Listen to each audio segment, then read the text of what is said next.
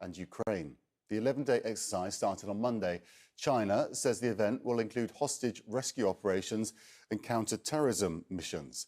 Belarus has been one of Russia's key allies in the Kremlin's war on Ukraine. Russia used Belarus as a launching pad for some of its troops when it launched the invasion in 2022. Indian Prime Minister Narendra Modi is on the final day of a two-day visit to Russia. It's the first time he's been in the country since Russian President Vladimir Putin's full-scale invasion of Ukraine. Modi is set to attend official talks at the Kremlin today. Discussions, his office says, will further cement the two nations' strategic partnership. Ivan Watson joins me from Hong Kong. It's quite profound what we're seeing here, Ivan. Well, this is a partnership between India and Russia that really goes back to the days of the Cold War and the Soviet Union. And what Narendra Modi is doing now is reaffirming that and talking about deepening that friendship. So these are very important symbols, the scenes of these two leaders embracing themselves on the steps of Vladimir Putin's residence outside of Moscow.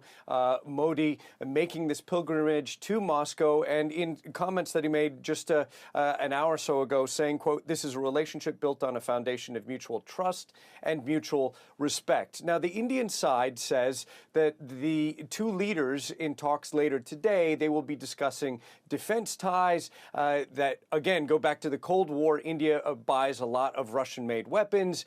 Trade ties. Today, India buys a lot of cheap, discounted Russian fuel that used to go to European countries that have now put sanctions on the Kremlin for its full-fledged invasion of Ukraine in 2022. Modi has demonstrated that is not a problem for him, that he is willing to deepen his relationship with Russia despite the ongoing war. To date, the Indian government has not condemned that invasion. In fact, in comments today, Narendra Modi thanked Putin for helping secure the safe exit of Indian university students who were trapped by Russia's invasion of Ukraine back in 2022, despite the fact that it was the invasion that put those students in harm's way in the first place.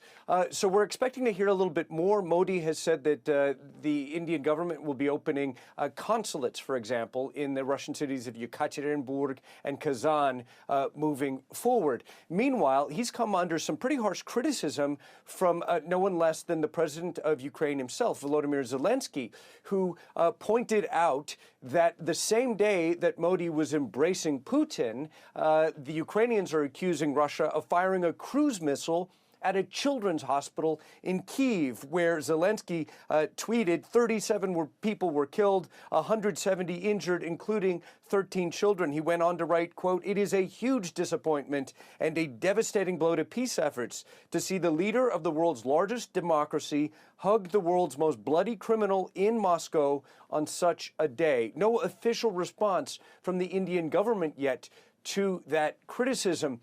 The U.S. government has said it is watching this closely, and here's what a State Department spokesman had to say about Modi's trip to Moscow.